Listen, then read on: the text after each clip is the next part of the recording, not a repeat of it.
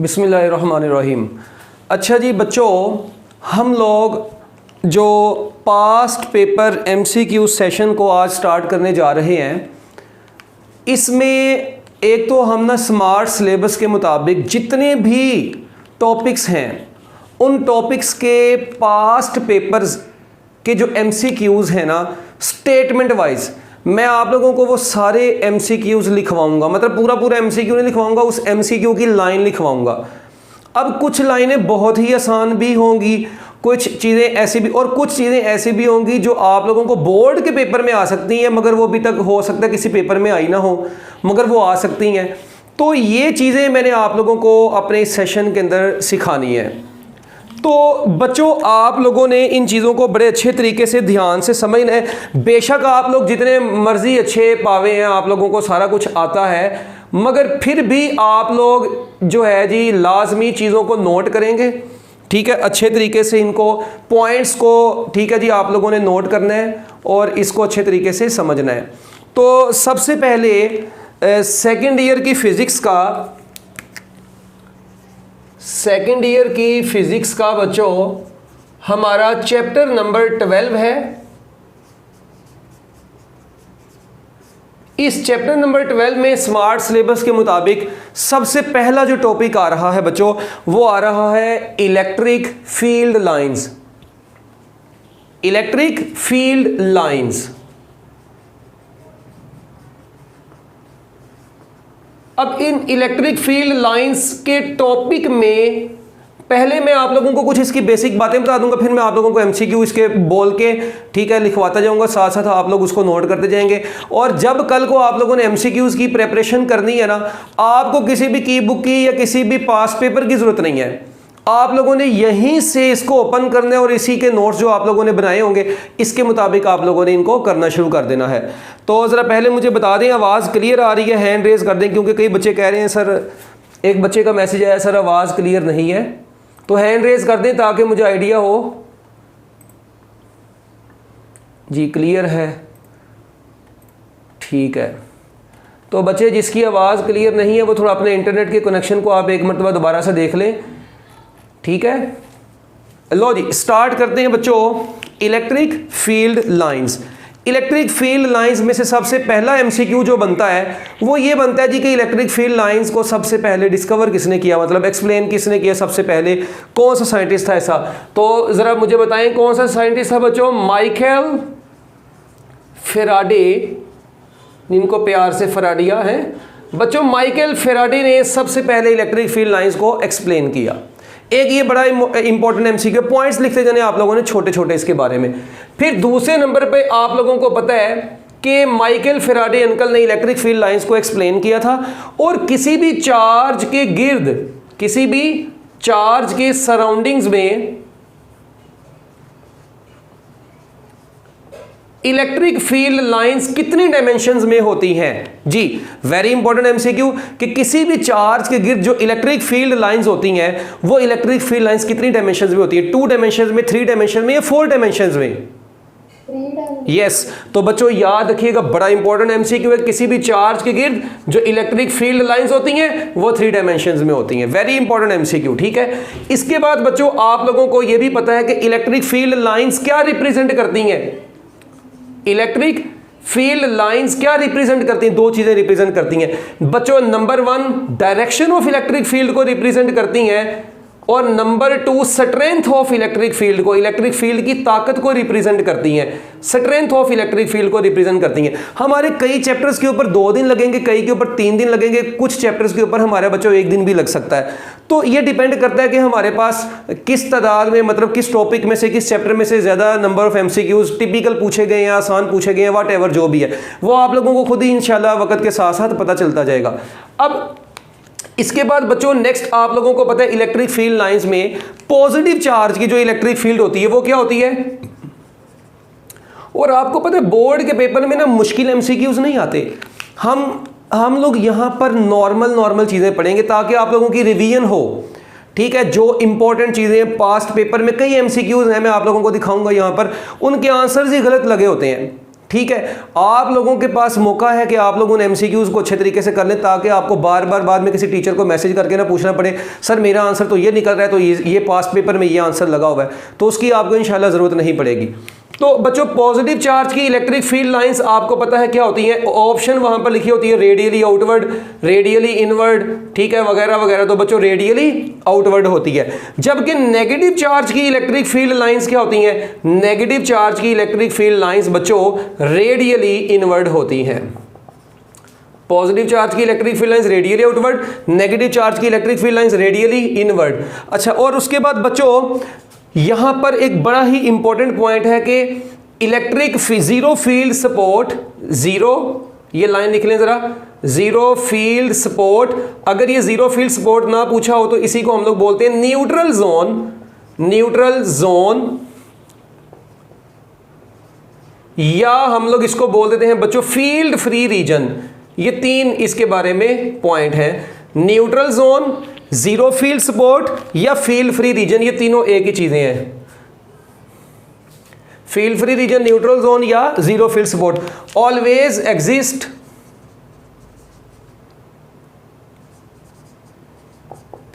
Between the same charges. बच्चों ये हमेशा दो सेम चार्जेस के दरमियान में जीरो फील्ड सपोर्ट हुआ करेगा। ठीक है जी, सेम चार्जेस के दरमियान में जीरो फील्ड सपोर्ट क्या करता है, एग्जिस्ट करता है।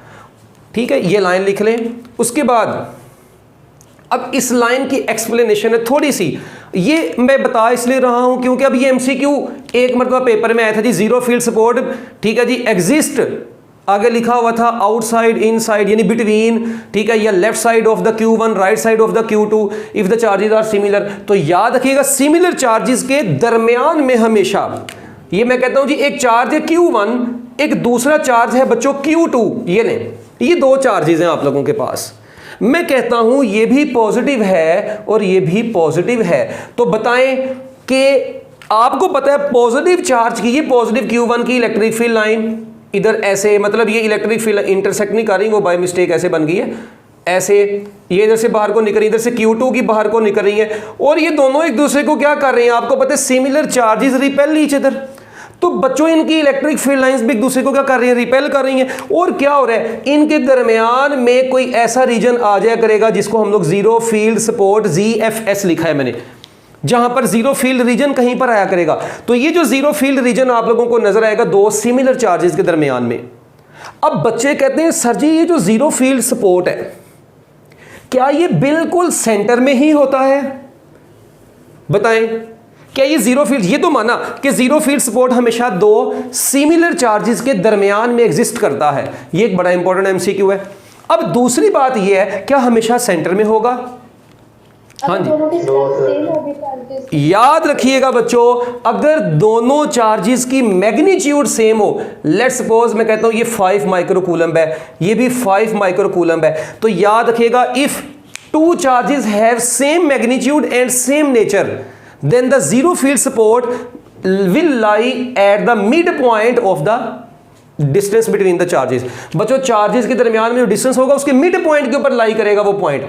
तो अब ये पेपर में एमसीक्यू कैसे बन सकता है, मैं आप लोगों से कहता हूं जी टू सिमिलर चार्जेस लिख लें, ये लाइन या एमसीक्यू वैसे जो भी आप लोगों ने जिस तरीके से भी करना है, two similar charges of same magnitude and same nature are separated, जिसको प्यार से बोलते हैं separated by a distance of 10 metre. Two similar charges each of same magnitude, two similar charges हैं सेम मैग्नीट्यूड के, are separated by distance of 10 meter, the zero field support will lie, हाँ जी, between the charges at, the zero field support will lie between the charges। यानी देखें मैं कहता हूं ये दोनों चार्जेस के दरमियान में प्यारे बच्चों डिस्टेंस है 10 मीटर, जीरो फील्ड सपोर्ट कहां पर लाई करेगा। अब ऑप्शन है जी 5 metre from Q1, 7 metre from Q2 या 5 मीटर फ्रॉम अपना Q1 एंड Q2 बोथ। तो क्या आंसर होगा चलिए बताएं, अब वो तो आप लोग ऑप्शन को देख के भी लगाएंगे। तो एक बात मैंने बताई अगर सेम नेचर के हैं, सिमिलर है, तो जीरो फील्ड सपोर्ट मिड में होगा। और बच्चों ये 10 का मिड कितना होगा 5, इसका मतलब 5 मीटर Q1 से 5 मीटर Q2 से डिस्टेंस होगा जिस डिस्टेंस के ऊपर electric field support, zero field support exist करेगा। तो बच्चों ये zero field support between the charges की बात समझ में आई है? Just raise your hand, hurry up, ताकि नेक्स्ट पॉइंट मैं आप लोगों को इसी में से बताऊं। इसका मतलब अगर सेम मैग्नीट्यूड का होगा तो जीरो फील्ड सपोर्ट बिल्कुल मिड में बनेगा। Okay nice. इसके बाद नेक्स्ट, अगर ये सेम मैग्नीट्यूड के ना होते, नेचर सेम है, दोनों पॉजिटिव है, मैं कहता हूं एक 15 माइक्रोकूलम का है, एक 5 माइक्रोकूलम का है, अब जीरो फील्ड सपोर्ट किधर बनेगा? अब सेंटर में तो नहीं बनेगा, फिर किधर बनेगा बताएं? अगर जीरो फील्ड सपोर्ट अब सेंटर में नहीं बनेगा तो किस तरफ बनेगा? हाँ जी बताओ। अब जीरो फील्ड सपोर्ट बच्चों कहां पर बनेगा? जल्दी जल्दी बता दें सर। अगर तो सिमिलर होंगे और अनइक्वल चार्जेस होंगे तो फिर जो छोटे वाला चार्ज है उसके यस बच्चों ये याद रखिएगा आप लोग कि अगर चार्जेस सिमिलर हों और अनइक्वल मैग्नीट्यूड के हैं, अब एक बड़ा चार्ज है एक छोटा चार्ज है, इसका मतलब इसकी इलेक्ट्रिक फील्ड ज्यादा, इसकी इलेक्ट्रिक फील्ड क्या होगी? कम होगी। तो बच्चों जीरो फील्ड सपोर्ट फिर बड़े वाले चार्ज से दूर यानी छोटे वाले चार्ज के करीब बनेगा। तो याद रखिएगा, if charges have unequal magnitude the zero field support will lie near the smaller charge. ठीक है बच्चों, ये दो एमसीक्यूज यहां पर बनते थे, बड़े ही इंपॉर्टेंट दो एमसीक्यूज। सिमिलर देखें, इसका मतलब अगर मैं यहां पर दो केस इसके अंदर से बना सकता हूं, if charges have equal magnitude और अगर चार्जेस बच्चों अनइक्वल मैग्नीट्यूड के हैं। याद रखिएगा अगर चार्जेस इक्वल मैग्नीट्यूड के होंगे तो जीरो फील्ड सपोर्ट कहां पे होगा? मिड बिटवीन द चार्जेस होगा, तो ये तो चार्जेस के दरमियान में। और अगर अनइक्वल मैग्नीट्यूड के होंगे तो near to smaller charge consider होगा। ये था बच्चों आप लोगों का एक छोटा सा तरीकाकार। ठीक है, टाइम हमारे पास काफ़ी ज़्यादा है, पास पेपर डिस्कशन मैंने सेशन का नाम ज़रूर रखा है, मगर हम लोग इसको करेंगे अच्छे तरीके से। अब मैं ना आप लोगों को ये बुक में ना एक एग्जांपल है, वो बड़ी मुश्किल लगती है बच्चों को, इलेक्ट्रिक फील्ड लाइंस की। तो मैं ज़रा आप लोगों की टेक्स्ट बुक देख लेता हूँ, वहाँ से मैं एग्जाम्पल का डाटा लिखूँगा, आप लोग भी इसको साथ साथ मेरे सोल्व कर लेंगे। ठीक है, टेक्स्ट बुक से बच्चों ये एग्जाम्पल नंबर है, ये देख लेना स्मार्ट सिलेबस में है कि नहीं। अगर नहीं भी है तो आप लोगों को कॉन्सेप्ट तो कम से कम इसका पता चल जाएगा, कल को एंट्री टेस्ट में आपके काम आ सकती है। हाँ जी, उसने ना यहाँ पर 2 पॉइंट चार्जेस हैं, देखें पेज नंबर 5 पर, 2 positive point charges, Q1 16 microcoulomb का है, Q2 4 माइक्रोकूलम का है, 3 मीटर के डिस्टेंस के ऊपर है। कहते हैं आप लोगों ने जीरो फील्ड सपोर्ट की लोकेशन बतानी है। ये मैं रेज कर रहा हूं, ठीक है। अब इसी से रिलेटेड पहले मैं आप लोगों को ये एग्जांपल करवाऊंगा, फिर इससे रिलेटेड एक न्यूमेरिकल भी है, हालांकि ये स्मार्ट सिलेबस में नहीं है, बट जस्ट कॉन्सेप्ट के लिए, ताकि आप लोगों को थोड़ा बहुत आइडिया हो जाए, इसलिए मैं ये करवाने लगा हूं। जस्ट देखें, कहते हैं 2 पॉइंट चार्जेस है, Q1 है और दूसरा है जी पॉइंट चार्ज Q2। Q1 कितने माइक्रोकूलम का है? कहते हैं जी 16 माइक्रोकूलम का, और Q2 है प्यारे बच्चों 4 माइक्रोकूलम का। अच्छा, अब इनके दरमियान का जो डिस्टेंस है वो उसने दिया हुआ जी 3 मीटर। ठीक है, कहते हैं find the zero field support, या वो पॉइंट बताएं जहां पे इलेक्ट्रिक फील्ड इंटेंसिटी दो चार्जेस के दरमियान में जीरो होगी। तो सबसे पहले देखें, सिमिलर चार्जेस हैं तो जीरो फील्ड सपोर्ट होगा इनके दरमियान में, मगर near to smaller charge, let we say, मैं कहता हूं नियर टू स्मॉलर चार्ज, यहां पर एक पॉइंट है P, ये वो पॉइंट P है जहां पर न्यूट्रल जोन है, जहां पे फील्ड फ्री रीजन है, और ये पॉइंट का बच्चों लेट वी से कि जो डिस्टेंस है Q2 से वो है D या X, जो मर्जी नाम रख दें। तो बच्चों अगर ये डिस्टेंस D है तो मुझे बताएं ये वाला डिस्टेंस कितना होगा? ऑब्वियसली ये वाला जो डिस्टेंस होगा वो 3 माइनस D होगा। जी ये बात समझ में आई? आप लोग ये डिस्टेंस को D ले लें तो इस डिस्टेंस को, फिर ये टोटल 3 है तो ये डिस्टेंस D है, तो ये वाला 3 माइनस D। इसका मतलब इस पॉइंट से इस पॉइंट का Q2 से डिस्टेंस D है, जबकि Q1 से डिस्टेंस 3 माइनस D है, जहां पे जीरो फील्ड सपोर्ट एग्जिस्ट करेगा।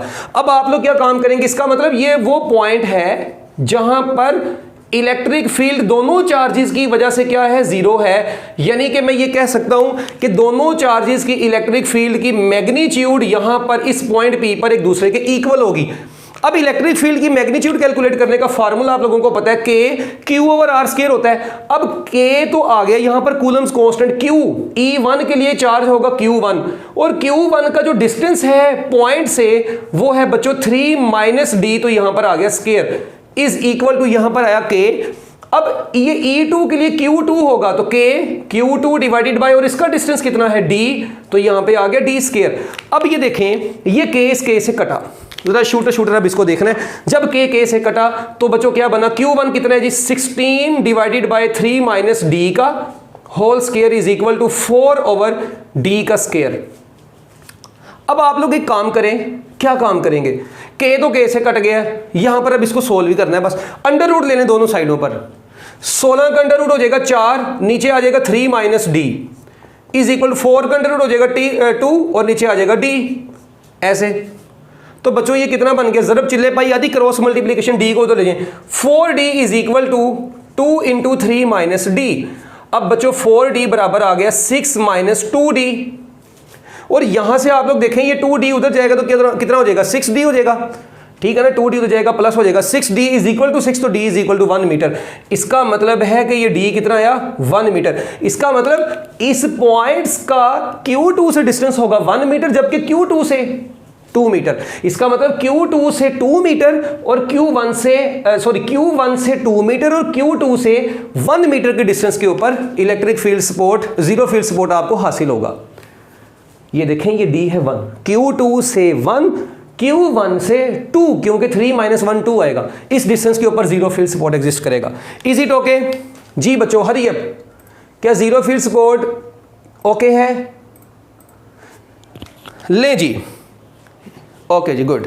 इसके बाद बच्चों अब नेक्स्ट पॉइंट, उसी में इलेक्ट्रिक फील्ड लाइंस में नेक्स्ट पॉइंट बच्चों क्या है, आप लोगों को पता है कि जो डिसिमिलर चार्जेस होंगे ना, डिसिमिलर चार्जेस, अगर एक पॉजिटिव है और मैं कहता हूं दूसरा नेगेटिव है, तो आपको पता है बच्चों इलेक्ट्रिक फील्ड की जो डायरेक्शन होती है वो पॉजिटिव टू किधर होती है, हमेशा नेगेटिव होती है। ये पॉजिटिव से निकलती हैं और किसकी तरफ जाती हैं बच्चों, नेगेटिव की तरफ जाती हैं। ऐसे पॉजिटिव से निकल रही होती हैं और नेगेटिव में जा रही होती हैं। अच्छा, इसका मतलब जीरो फील्ड सपोर्ट इन दो चार्जेस के, डिसिमिलर चार्जेस के दरमियान में तो एग्जिस्ट नहीं करता, बल्कि इनको मिलाने वाली लाइनों, ये जो इनको मिलाने वाली लाइन है उस लाइन के चार्जेस के आइदर साइड के ऊपर एग्जिस्ट कर सकता है। मतलब चार्ज के इधर या इधर साइड पे एग्जिस्ट कर सकता है, दरमियान में कहीं पर भी जीरो फील्ड सपोर्ट एग्जिस्ट नहीं करता।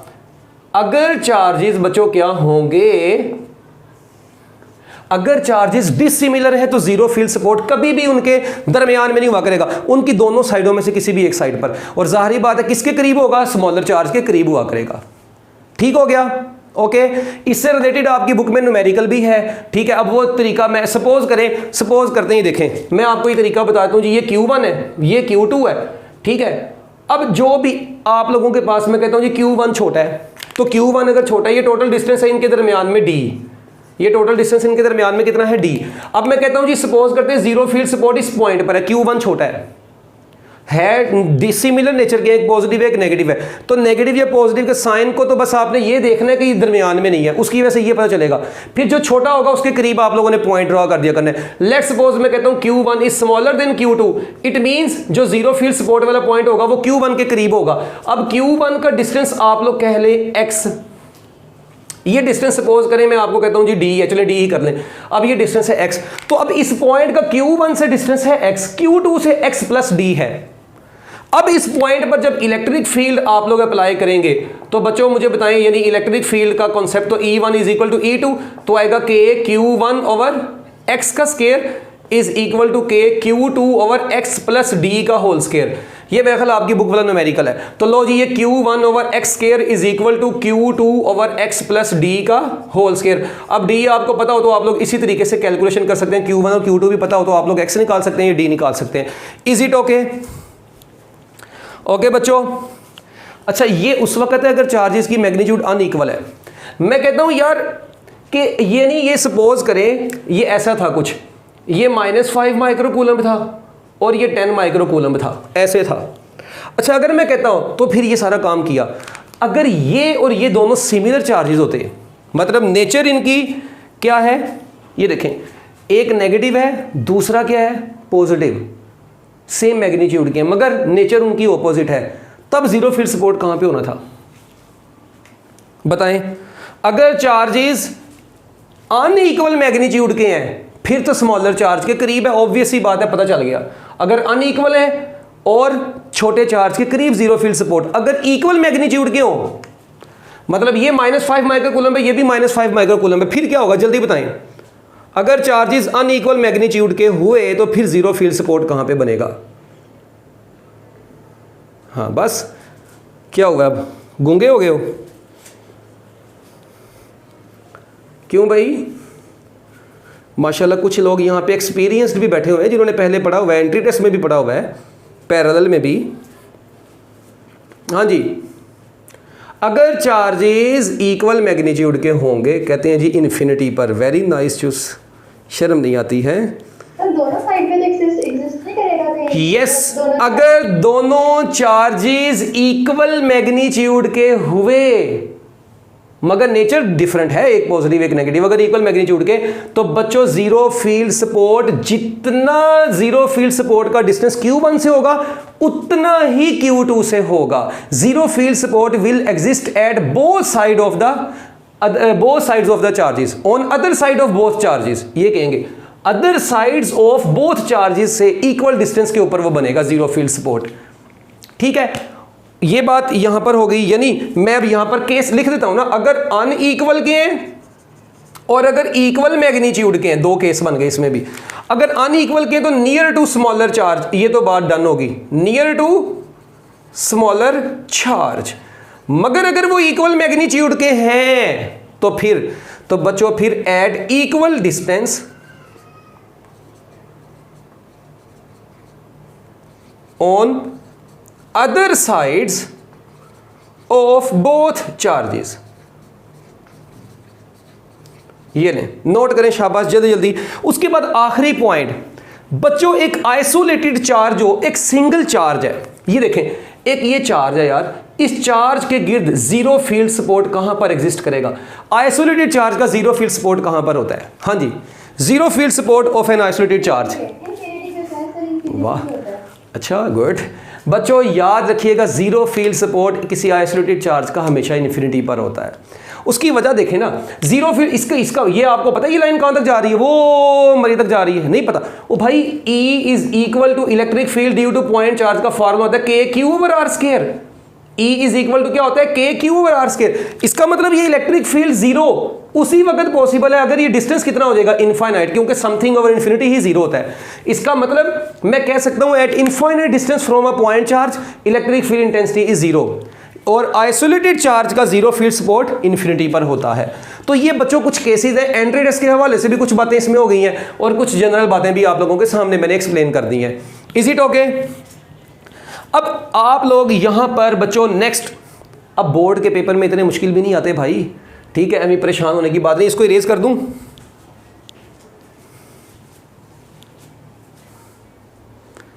कौन सा पुत्र, ये आइसोलेटेड चार्ज वाला दोबारा से समझा दूं। ओहो, ये देखो ना, मैंने बताया एक आइसोलेटेड बेचारा तनहा चार्ज है, उस चार्ज की इलेक्ट्रिक फील्ड आप लोग देखें ना, ये देखें, ये चार्ज के गिर्द आपको पता है इलेक्ट्रिक फील्ड कहां तक जा रही होती है, यहां तक, यहां तक, यहां तक, कहां तक, वो इन्फिनिटी तक जा रही होती है एट इनफाइनाइट डिस्टेंस फ्रॉम। हम ये जब इस क्यों हम अज्यूम करते हैं किसी चार्ज के गिर्द इलेक्ट्रिक फील्ड कहां से है, इसका ओरिजिन तो अभी तक हमें पता नहीं है। तो ये आपके फैराडे अंकल ने जो अजम्पशन दी हुई है ना, उसके मुताबिक हम लोग कहते हैं जी किसी आइसोलेटेड चार्ज का जीरो फील्ड सपोर्ट हमेशा इन्फिनिटी पर एग्जिस्ट करता है।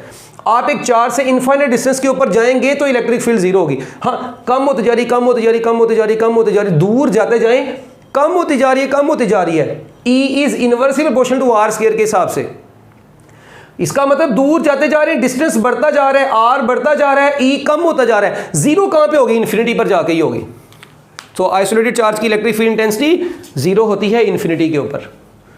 ओके जी बच्चों, इसके बाद नेक्स्ट बड़ा ही इंपॉर्टेंट पॉइंट इसी में से, आपको पता है कि पैरेलल प्लेट्स के दरमियान में इलेक्ट्रिक फील्ड इंटेंसिटी यूनिफॉर्म होती है।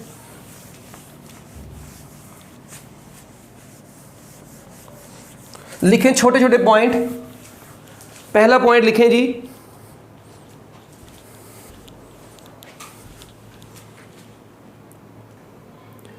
तो अब बच्चों नेक्स्ट आप लोगों को जैसा कि पता है कि पैरेलल प्लेट्स के दरमियान में दो equal but oppositely charged parallel plates के दरमियान में इलेक्ट्रिक फील्ड इंटेंसिटी या इलेक्ट्रिक फील्ड क्या होती है।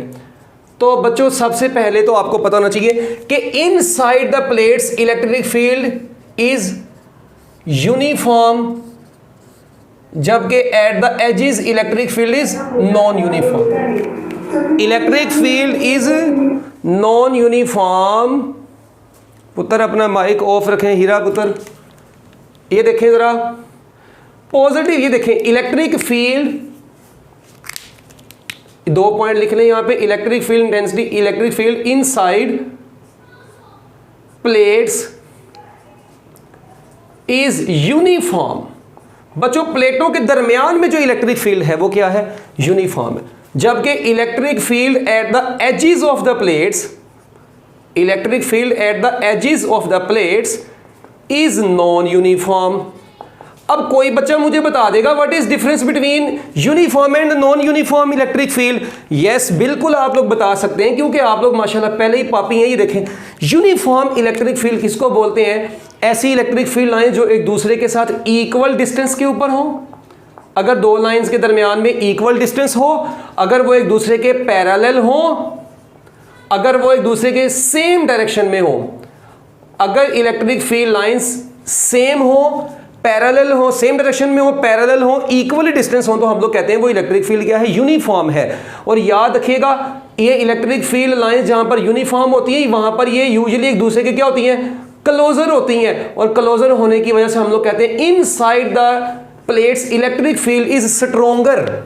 हम लोग कहते हैं कि इनसाइड द प्लेट्स, क्योंकि ये सारे एक दूसरे के बहुत करीब करीब होती हैं, और बच्चों जब एक दूसरे के करीब होती हैं तो इनकी स्ट्रेंथ क्या होती है, बड़ी स्ट्रोंग होती है। So electric field is strong inside the parallel plate capacitor, ठीक है। जबकि एजेस के ऊपर बच्चों ये एक दूसरे के साथ नॉट इक्वली स्पेस्ड, एक तो ये इक्वली स्पेस्ड भी नहीं होती, ठीक है, नॉट इक्वली स्पेस्ड। दूसरा बच्चों हम लोग ये कहेंगे नॉट पैरेलल, ना तो ये पैरेलल होती हैं और ना ही ये not in the same direction, और ना ही बच्चों ये सेम डायरेक्शन में होती हैं।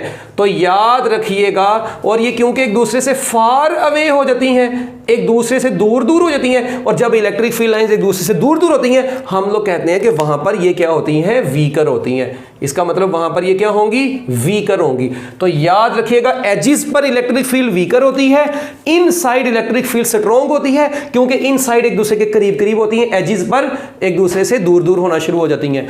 ये दूर दूर क्यों होती हैं, ये सारी बातें हम लोग अपनी रेगुलर क्लास में कर चुके हुए हैं। तो ये बच्चों छोटे छोटे एमसीक्यूज के हवाले से पॉइंट्स थे जो कि मैंने आप लोगों को बता दिए हैं। इसको नोट कर लें शाबाश जल्दी। फिर मैं अब आप लोगों को कुछ एमसीक्यूज वाली लाइनें बोलता हूं, आप लोगों को पता चल जाएगा कि ये तो बहुत आसान एमसीक्यूज होते हैं। याद रखिएगा इलेक्ट्रिक फील्ड लाइंस, अब पेपर में एमसीक्यू आता है जी इलेक्ट्रिक फील्ड लाइंस। मैंने एक बोर्ड के पेपर के एमसीक्यू इस वक्त मेरे सामने खुले हुए हैं, अब मैं वो बोलने लगा हूं, ठीक है। इस टॉपिक के कहते हैं जी electric field lines can never, क्या आंसर होगा, electric field lines can never cross each other, ठीक है जी। एक ये बात होगी electric field lines can never cross each other. फिर बच्चों दूसरा एमसीक्यू आता है जी uniform electric field is represented by the lines, uniform electric field is represented by the lines. अब ये पेपर में एमसीक्यू आया हुआ है। अब यहां पर आप लोग देखें, मैंने आपको बताया यूनिफॉर्म इलेक्ट्रिक फील्ड लाइंस वहां पर होंगी जहां पे वो पैरेलल होंगी, सेम डायरेक्शन में होंगी, इक्वल डिस्टेंस में होंगी। तो बच्चों यही ऑप्शन उसने लिखी हुई थी। अब ऑप्शन सुनिएगा आप लोग गौर से, मैं ना आप लोगों को ये जो एमसीक्यूज बोल रहा हूं इनकी पिक्स ग्रुप में सेंड कर दूंगा, ठीक है। आप लोगों को व्हाट्सएप के ऊपर सेंड कर दूंगा ताकि आप लोग वहां से भी पढ़ लें। इतना टाइम तो नहीं है ना कि अब हम लोग अगर यहां पर लिखना शुरू हो गए बस फिर तो गए, ठीक है। तो बच्चों electric field, uniform electric field will be represented by the lines. अब ऑप्शन सुने, parallel to each other, equidistant, perpendicular to each other, both A and B. क्या आंसर होगा, yes both A and B, क्योंकि जहां पे ये parallel होंगी, equal distance पर होंगी, वहां पे ये स्ट्रॉन्ग हो, वहां पे ये यूनिफॉर्म होगी।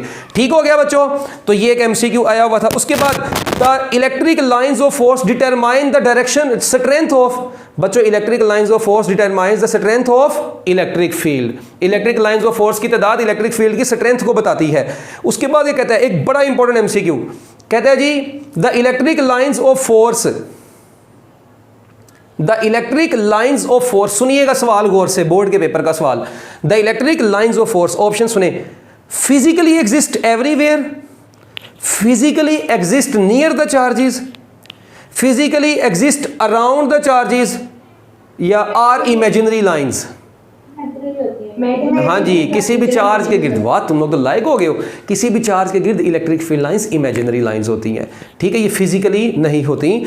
ठीक है, इसके बाद बच्चों next, electric lines in case of two unlike charges attract each other, repel each other, या इंटरसेक्ट ईच अदर। तो टू अनलाइक चार्जेस की बात होगी तो इलेक्ट्रिक फील्ड लाइंस क्या करेंगे, एक दूसरे को अट्रैक्ट करेंगी। सो आंसर है अट्रैक्ट ईच अदर। ठीक है, इसी तरह electric lines in case of two like charges, तो लाइक चार्जेस की बच्चों क्या करेंगी, रिपेल ईच अदर।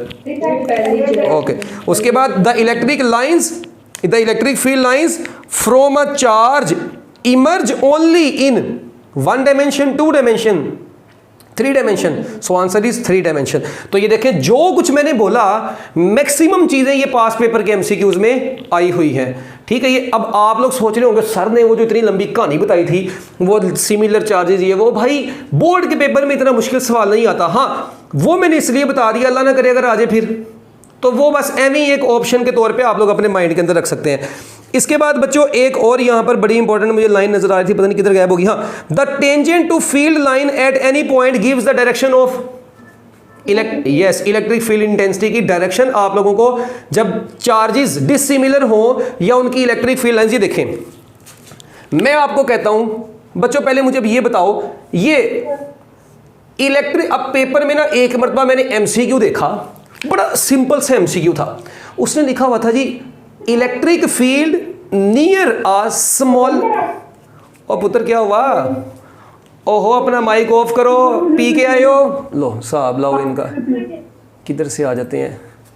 अच्छा, अब बच्चों इलेक्ट्रिक फील्ड, ठीक है जी, around an isolated charge is, नीचे लिखा होता है uniform, non uniform, may be uniform और नॉन यूनिफॉर्म, क्या आंसर होगा। Electric field in the surrounding of an isolated charge, एक अकेला चार्ज पड़ा हुआ है, आइसोलेटेड चार्ज के इर्द गिर्द जो इलेक्ट्रिक फील्ड है, this electric field is uniform और non uniform, uniform, uniform, non uniform, very nice. ये देखा ना, अभी भूल गए हैं, ऐसे चरसी किस्म के लोग हैं। आइसोलेटेड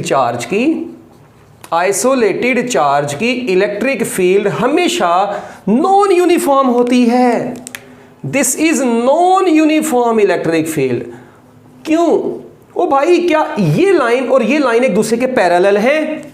ना, इसका मुंह इधर है, इसका मुंह इधर है। अच्छा, क्या ये लाइंस ना तो एक दूसरे के पैरेलल है, ना इनकी एक ही डायरेक्शन है, एक ही डायरेक्शन इधर, एक ही डायरेक्शन इधर, और ना ही इक्वली स्पेस नहीं। देखें इधर लाइंस के दरमियान में सेपरेशन कम, थोड़ी ज़्यादा, थोड़ी ज़्यादा, थोड़ी ज़्यादा, तो ये देखो सेपरेशन तो बढ़ती जा रही है। इसका मतलब ये इलेक्ट्रिक फील्ड लाइंस ना तो पैरेलल है, ना इक्वली डिस्टेंट है, और ना ही सेम डायरेक्शन में पॉइंट कर रही हैं। तो लिहाजा हम लोग क्या कहेंगे कि ये बच्चों क्या है, नॉन यूनिफॉर्म इलेक्ट्रिक फील्ड है। ठीक हो गया। तो ये थी बच्चों कुछ जनरल बातें इलेक्ट्रिक फील्ड के हवाले से। अच्छा, अब ये पाथ कौन सा है बच्चों, जरा मुझे बताएं। रेक्टिलिनियर कौन सा पाथ है? एक्सरसाइज का शॉर्ट क्वेश्चन भी लगते हाथ होगा। कौन सा पाथ है ये? रेक्टिलिनियर। रेक्टिलिनियर बोले तो स्ट्रेट पाथ। अच्छा, अब मुझे एक बात बताएं कि अगर मैं एक टेस्ट चार्ज को लाकर इसकी फील्ड में छोड़ देता हूं, ये नहीं, यहां पर छोड़ता हूं, तो बच्चों ये टेस्ट चार्ज किधर को जाएगा? सीधा जाएगा, इधर को चला जाएगा, या इधर को चला जाएगा? ये टेस्ट चार्ज तो सीधा जाएगा।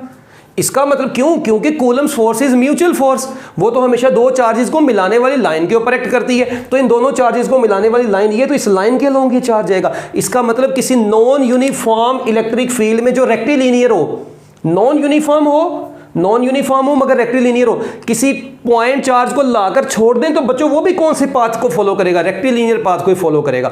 मगर अगर मैं कहता कि बच्चों फील्ड नॉन यूनिफॉर्म है एक सिंगल चार्ज की, मैं कहता हूं जी नहीं जी, नॉन यूनिफॉर्म इलेक्ट्रिक फील्ड दो चार्जेस की है, ये ले ऐसे सिमिलर या ऑपोजिट चार्जेस की।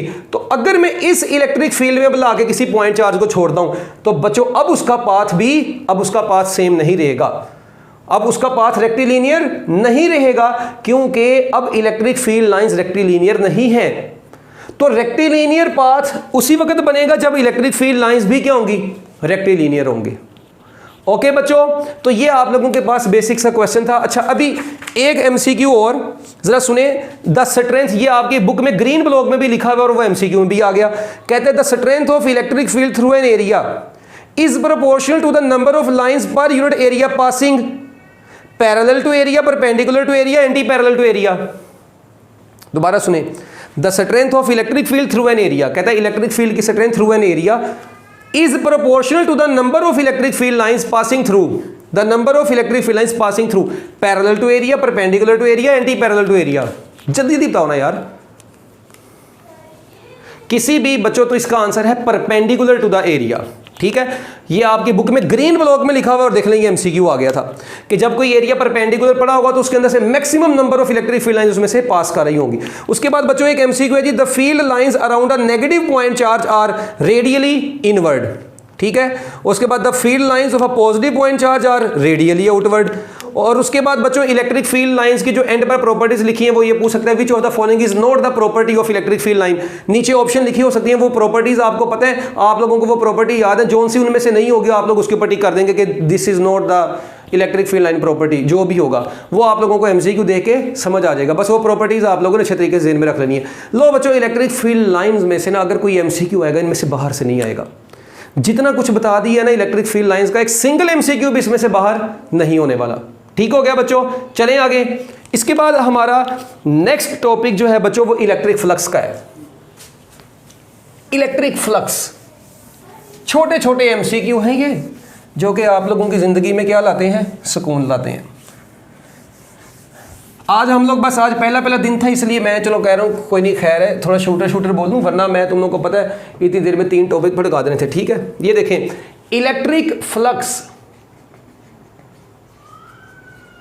बच्चों इलेक्ट्रिक फ्लक्स आप लोगों को पता है वो बचपन की बातें रट्टा मारा हुआ है, डॉट प्रोडक्ट ऑफ, यही पेपर में एमसीक्यू आया होता है, लिखा होता है dot product of electric field intensity and area vector. ठीक है, अगर इसका फार्मूले की बात करें तो इलेक्ट्रिक फ्लक्स का फार्मूला होता है E डॉट ए। जब इसको ओपन करते हैं तो E A cos थीटा आता है। क्योंकि ये दो वेक्टर्स का डॉट प्रोडक्ट है, so we can say that it is a scalar quantity. तो बच्चों ये कौन सी क्वांटिटी है? स्केलर क्वांटिटी है। और बच्चों इसका एसआई यूनिट क्या होता है? जिस तरह आपको पता है इलेक्ट्रिक फील्ड का यूनिट होता है न्यूटन पर कूलम, एरिया का होता है metre square. So newton per coulomb metre square is the SI unit of electric field intensity. और इसके बाद अगर मैं इसको बेस यूनिट्स में कन्वर्ट करना चाहूं, किसके यूनिट्स में? बेस यूनिट्स में, तो न्यूटन किसके बराबर होता है? न्यूटन बराबर होता है किलोग्राम मीटर पर सेकंड स्क्वायर, साथ में ये पर कूलम और ये मीटर स्क्वायर अपनी जगह पर। अब ये बन जाएगा किलोग्राम मीटर स्क्वायर से मल्टीप्लाई होगा metre cube per second square per coulomb. That is not SI base unit. अक्सर चर्सी लोग समझते हैं कि पता नहीं ये बेस यूनिट है इलेक्ट्रिक फ्लक्स का। No, it is not base unit, it is not base unit, क्योंकि इसमें कूलम आ गया है और कूलम तो बेस यूनिट है ही नहीं है, वो तो इलेक्ट्रिक करंट होता है बेस यूनिट। इसका मतलब है कि आप लोग इसी पर कूलम को भी थोड़ा और ओपन करेंगे, kilogram metre cube per second square per coulomb को लिख सकते हैं पर एम्पेयर पर सेकंड, क्योंकि कूलम होता है एम्पेयर सेकंड, यानी एम्पेयर होता है ना कूलम ओवर सेकंड, तो कूलम होता है एम्पेयर सेकंड, तो पर कूलम होगा पर एम्पेयर पर सेकंड। तो अब जब ये आपस में ठा हो जाएगा तो किलोग्राम मीटर क्यूब पर cubic second per ampere. So this is SI unit in terms of base units. इस यूनिट को बोलेंगे इन टर्म्स ऑफ कूलम, ये है इन टर्म्स ऑफ कूलम्ब, ये तो कूलम्ब के इन टर्म्स में है, जबकि ये है SI unit in terms of base units, ये बेस यूनिट्स की इन टर्म्स में है। ये किसकी इन टर्म्स में है? In terms of base units. ठीक है, तो ये अब आप लोगों ने बच्चों इसको अच्छे तरीके से जहन में रखना है। अब इसके बाद आप लोग यहां पर देख सकते हैं कि ये मैं आप लोगों से कहता हूं जी इसकी डायमेंशंस क्या हैं, तो आप लोगों को पता है इसकी डायमेंशंस आप लोग यहां से देख के बता सकते हैं। किलोग्राम की जगह पर एम, मीटर की जगह पर एल, एस की जगह पर टी, तो एम्पेयर की जगह पर आई आ जाएगा। तो बच्चों ये बन जाएगी एम एल क्यूब टी की पावर -3 ए की power -1। So this is the dimensional formula of electric flux. ये छोटी छोटी बातें। फिर उसके बाद बच्चों यहां पर जो थीटा होता है ये आपको पता है, ये होता है angle between electric field intensity and area vector. ये अकेला सरफेस एरिया और इलेक्ट्रिक फील्ड का एंगल नहीं होता, angle between electric field and area vector के दरमियान का ये एंगल है। अब ये देखें जरा यहां पर गौर से, मैं आप लोगों को कहता हूं जी कि electric flux is equal to E A cos of theta. अब जरा देखें, ये थीटा अगर 0 डिग्री है, ये थीटा अगर 90 डिग्री है, इससे क्या मुराद है? ये थीटा 0 डिग्री का मतलब है, थीटा 0 डिग्री का मतलब है electric field and area vector are parallel. ये नोट कर लेना, बड़ा इंपॉर्टेंट कॉन्सेप्ट है ये। जिन बच्चों को पहले आता है कोई बात नहीं, दोबारा से नोट कर ले। जबकि यहां पर electric field and area vector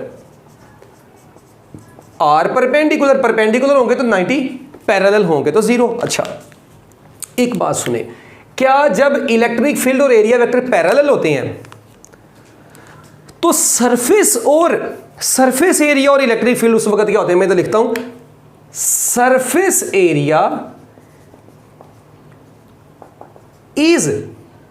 area is perpendicular to electric field. ये लो जी, ये काम की लाइन है। लिखिए जरा, मैं समझाता हूं फिर। जबकि यहां पर मैं लिखूंगा surface area is parallel to electric field. अब ये बड़ी इंटरेस्टिंग चीज है और बच्चों को ना बड़ी कंफ्यूज भी करती है। ये देखें इसका क्या मतलब है यार। ये देखो, ये इलेक्ट्रिक फील्ड ऐसे आ रही है, एक जनरल सी बात करने लगा हूं मैं। ये इलेक्ट्रिक फील्ड ऐसे आ रही है, ठीक है, इस डायरेक्शन में। ये सरफेस एरिया ऐसे है, ऐसे, ये चीज ऐसे। इस वक्त मुझे ये बताएं, ये सरफेस एरिया इलेक्ट्रिक फील्ड के क्या पड़ा हुआ है? सरफेस एरिया इलेक्ट्रिक फील्ड के परपेंडिकुलर पड़ा हुआ है।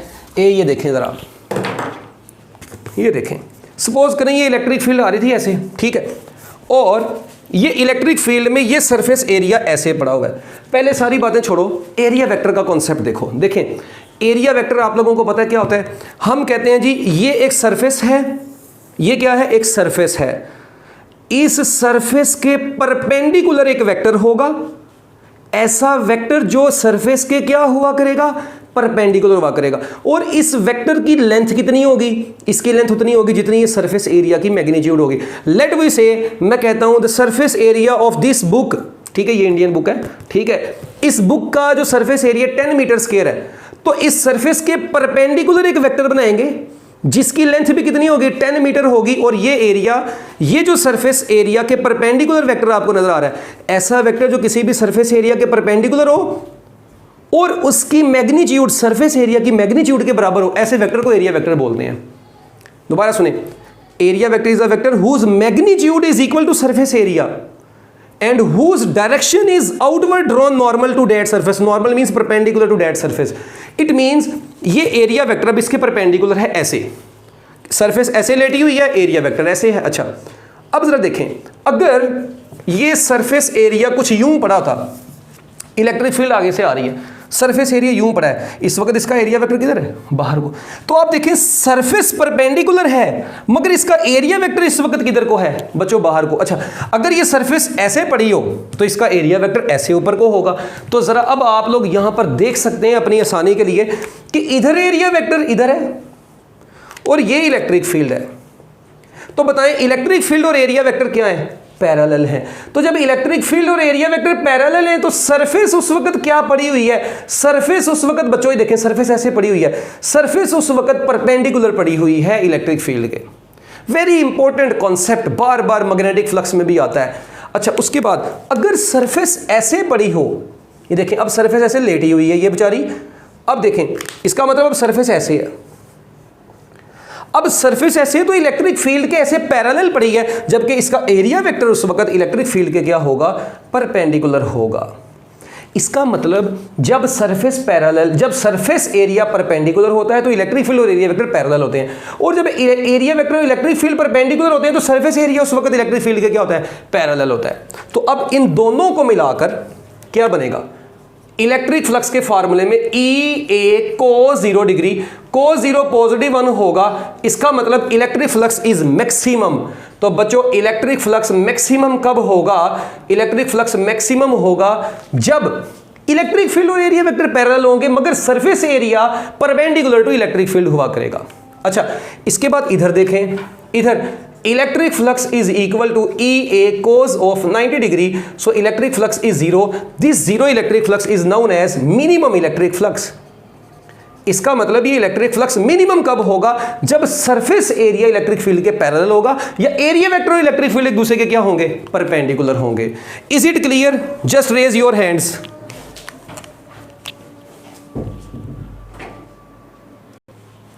तो जरा सुनिएगा जी गौर से, एमसीक्यू सबसे पहले नंबर पे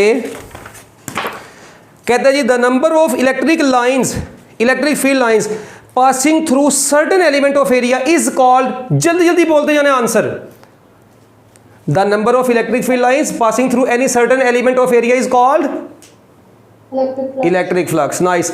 mathematically electric flux is equal to E dot A. Okay, इसके बाद बच्चों next, the dot product of electric field and area vector is called electric flux.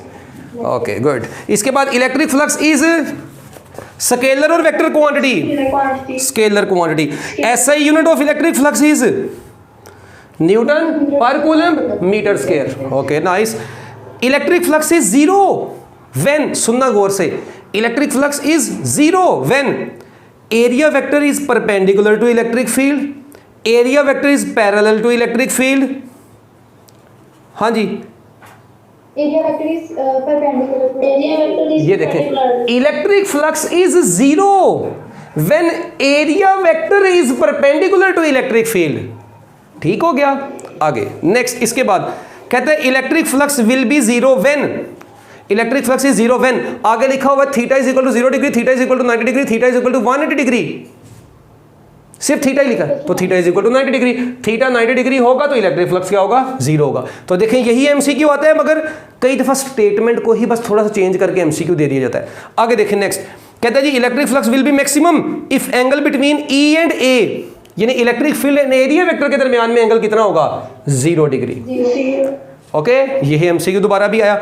उसके बाद कहता है electric flux through an area element will be positive if the angle between E and A is equal to 90 degree, less than 90 degree, greater than 90 degree. कहता है electric flux का answer positive कब आया करेगा। तो बच्चों वर्क डन का case आपको याद है, अगर थीटा 90 डिग्री से छोटा होता था वर्क पॉजिटिव होता था, तो डॉट प्रोडक्ट में थीटा 90 डिग्री से छोटा छोटा होगा तो आंसर पॉजिटिव आएगा। क्या ख्याल है?